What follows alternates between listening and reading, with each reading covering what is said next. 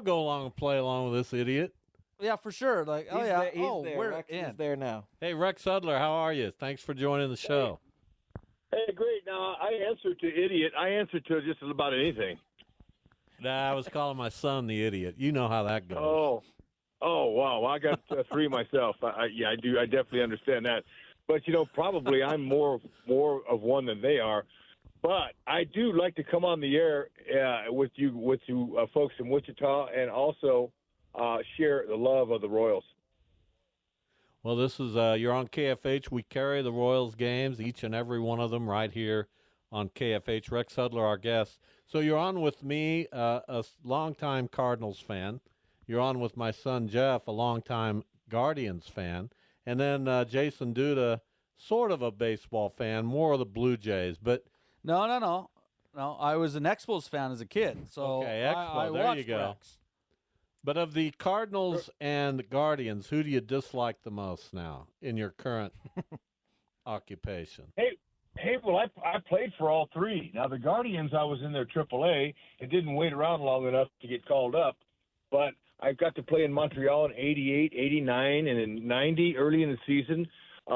Whitey Herzog traded for me, and I became a Cardinal for 3 years. That was fun. I love that. And then at the end of my career, I was 37 years old, and John Hart, the general manager then of the Cleveland Indians, hired me and said, "Hey, Hud, we want you to hit the left-handers when we go into postseason against the Yankees. We know you hit lefties pretty well." So I couldn't make it last. I couldn't last long enough, so I went into retirement, and I'm happy I did because it was time for me to go home. What is the number one conversation starter you get? Because, a guy like my age, I'm 41. I heard you many, many times on the Jim Rome show. Those were classic interviews. Obviously now with the Royals, I watched you play. And there was like a This Week in Baseball video that featured you had a diving catch against the Padres one time that Mel Allen talked over. So what do you think people most come up to you to talk about? Well, that's interesting. Not having a Hall of Fame career or even a great career, I mean, that can be debated. Although Mr. Steinbrenner, my first owner, and the sir who drafted me in the first round, 18th pick in the country in 1978, told me himself after I was broadcasting with the Royals and when my career was over, he said, "You had a great career." And I said, "Mr. Steinbrenner, thank you, but that could be debated by very many people, sir." But you know what? He goes, "Well, you got your 10 years in, didn't you?" I said, "Yes, sir. I got 10 years in the big leagues." And he says, "Less than 1% of ball players get 10 years in, so you had a great career." So I'm going to say, yeah, I had a great career. I would agree, dudes. Okay, Happy days. I agree. Listen, hey, now Cardinal fans remember me most for eating a June bug. And when I I do played remember ball in that. Japan, I played ball in Japan and I ate an earthworm, and I was there for one season. I finished seventh in the batting title race. I was a top 10, only American in the top 10 in hitting. We won the Japan World Series. I ate an earthworm, and that's what I'm remembered for, eating an earthworm. Those are good ones. So Have you that'll tell you a little crossed bit paths about my with? career, yeah. Have you crossed paths with former Shocker and former Royal Jamie Bluma, because he was known for doing those same things when he played here collegiately? You know, what a dude. I'm so blessed to meet him and know him now, but I didn't then. And I am distinguished in Jamie's career for one thing, and it's not a great thing for Jamie. I was his first big league hitter in Anaheim he ever faced in the majors. Wow. And I hit the farthest home run I've ever hit in my life. And Mike Sweeney was sitting behind the plate. And Sweeney tells me today his ears are still ringing from the loud sound I got off of Bluma. And, I found this out later that you said Bluma did stuff like that, like eating bugs. He was in a cow milking contest the day before or the day after I hit that home run off him, and I beat him in the cow milking contest. So I don't want to say I own Jamie Bluma, but I've had a good part of it. Well, Rex, I want to ask you about your time. I'm a Canadian from Canada, and the Expos as a kid, I was 14, 15 when you were playing there in Montreal. What did you enjoy about it? Did you enjoy it? And what's one of the memories you might have from being up in Canada on or off the ball field? Is this Jason or Jeff? This is That's Jason. Jason. Jason, what a blessed opportunity I had. It was the last straw for me, basically. I was a 10-year minor league free agent, and I was supposed to have this great career, being a number 1 pick, 18th pick in the country. I was drafted ahead of a guy named Cal Ripken Jr., who went in the second round. So, yeah, I mean, I was expected to do all these great things. Just didn't work out for me for injury purposes. Being with the Yankees, Mr. Steinbrenner bought all of his players. So it was tough to get a promotion there. I spent 6 years in A-ball. That's unheard of in the modern day today. Even back then, that was a long time in the minors. So I called my friend Gary Hughes, who was the scout then for the Expos. He scouted me for the Yankees. And the late Gary Hughes, unfortunately, he's passed, but he's one of the greatest scouts in the world, ever was in Major League Baseball. And I called him and said, Gary, I still got some time left. I'm 33 years old, and I still got some time left. Will you give me a shot? Can you get the Expos to give me a shot? He said, yeah, Hud, I'll get you to camp. So I got the big league camp with the Expos and was ready, and it's in great shape. And I was getting married, so I wasn't playing for me anymore. I was playing for my future family. So I really turned on the Jets. And the Expos is what gave me my opportunity, my last opportunity, and I took it and literally ran with it. I remember stealing 23 bases before I got thrown out. I wanted to make a mark for myself. I was tired of getting my call-ups and being so timid and being scared when I got up there.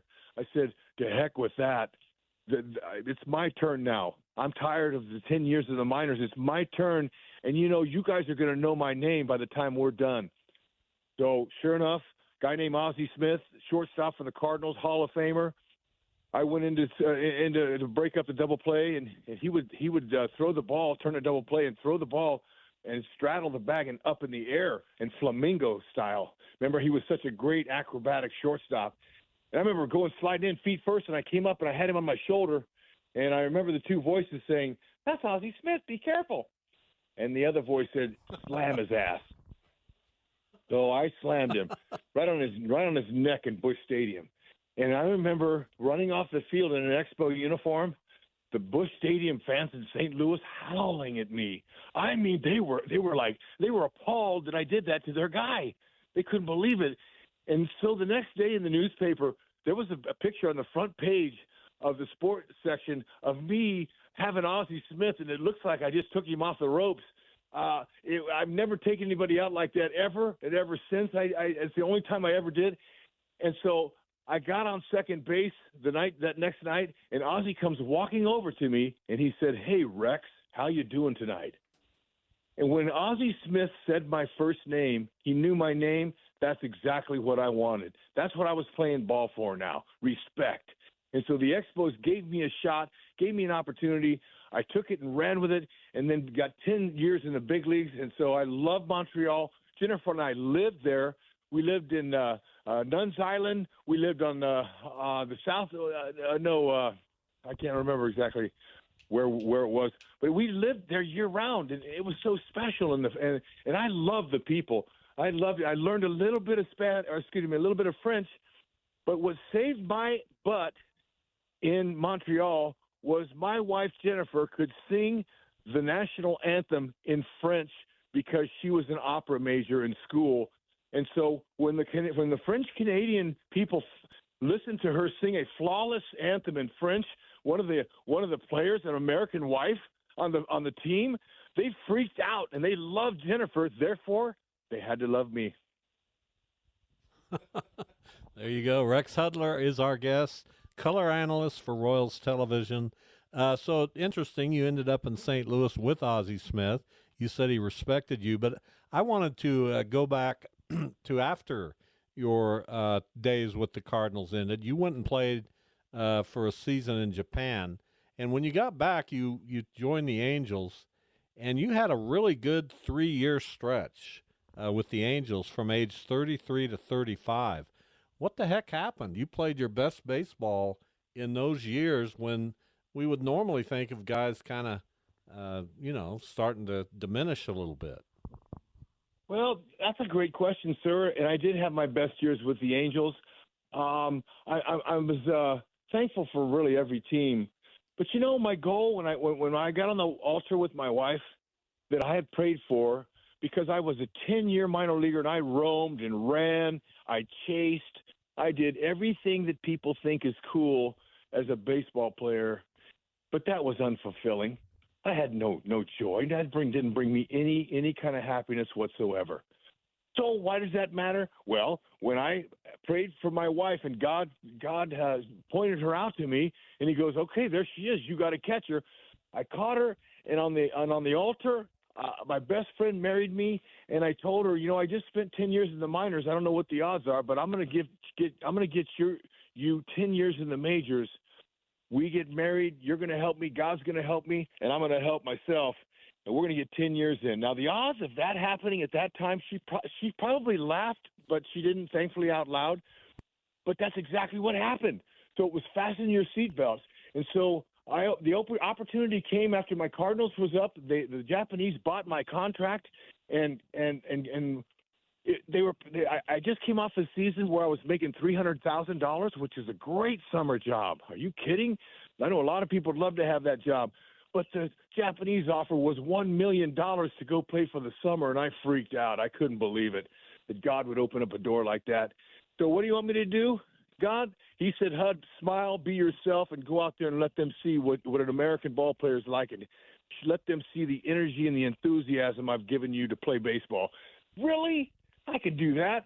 So I went there, got 500 at-bats. Like I said, we won the Japan Series. It was a glorious year for me. My wife and I loved it. We loved the culture. We learned a whole lot about ourselves. They treated us like we were kings, like I was a star player. And then when that great, glorious season was over and I went home, they sent me a pink slip and they fired me. And I couldn't believe it. So in my prayers, I said, "God, I wonder why." I mean, he goes, "You wanted, I remember you told your wife you wanted 10 years in the big leagues. Well, you needed some brushing up. You needed to get better. So I sent you to Japan to get 500 at-bats and pack your bank and to get better. And so good luck to you. I'll find you a role, but you're going to get 5 more years in the big leagues just like you promised your wife." And see, this all happened because I let God back in the driver's seat. I was driving my car for the 10 years I was wandering in the minors. I had no direction. And He just stood back and goes, "Okay, Hud, you're driving to the land of nowhere. You need me back in that driver's seat so I can give you a purpose." So that's exactly what happened. I came, got better, and the ball looked like a beach ball when I was facing American pitching, big league pitching again, and I killed it. And I became the player that the Yankees thought I would be when they drafted me, 15 years ago or however many years ago that was. So I persevered. I got help from, like I shared with you, the help I got. Just so happy to do something that I love, and now broadcasting, it's the second best job in the world.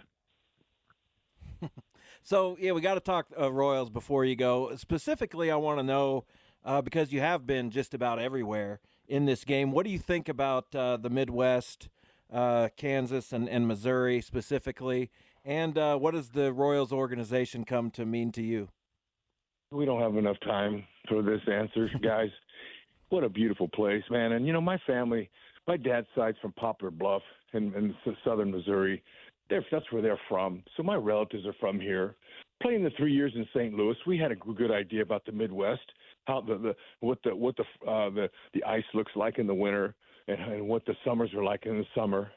And so when this opportunity was presented, which was really unusual, if you didn't play for the team and they ask you to be their color commentator, something's not right there, because you want your fan base to know the guy, the broadcaster. Usually it comes off the field, but they didn't. Mr. Glass hired me because he was a Cardinal fan, number one, and he liked my hustle and the way I played baseball. And then number two, when the Royals games were over, he would listen to the Angel broadcast when I was broadcasting out in California. and he liked it, my style. And so he called me and said, "Hey, kid, I want you to be our broadcaster." And I said, "Wait a minute. You got 35, 40 ex-players that live in Kansas City. Why aren't you asking them?" He said, "Because I need somebody with experience. You got 11 years in a world championship out there in Anaheim, and you have positive energy. We need that here." So I said, "Gosh, well, if you're offering me the job, I'll take it," because I was out of work for 2 years, enjoying my life in Orange County. But, this opportunity has been amazing. They said, "Hey, you're going to have trouble because the fans aren't going to accept you because you didn't come from here." And they're very prideful here in the Midwest. They're prideful. They don't need somebody from New York or California to take one of their hollow jobs. And that's exactly what happened. But you know what? I just showed up, and you've heard of the term winning cures all. That's exactly what happened to me. What a beautiful opportunity to share my love of the game and to let these people hear somebody who's real and is going to share it like it is and be honest. And then I got my job as the 12th, 2012, and then 13. We lost 94 games in 12, and in 13 we were 10 games over 500, and 14 and 15, bam, here we go, back-to-back World Series for a small market team like Kansas City. Are you kidding?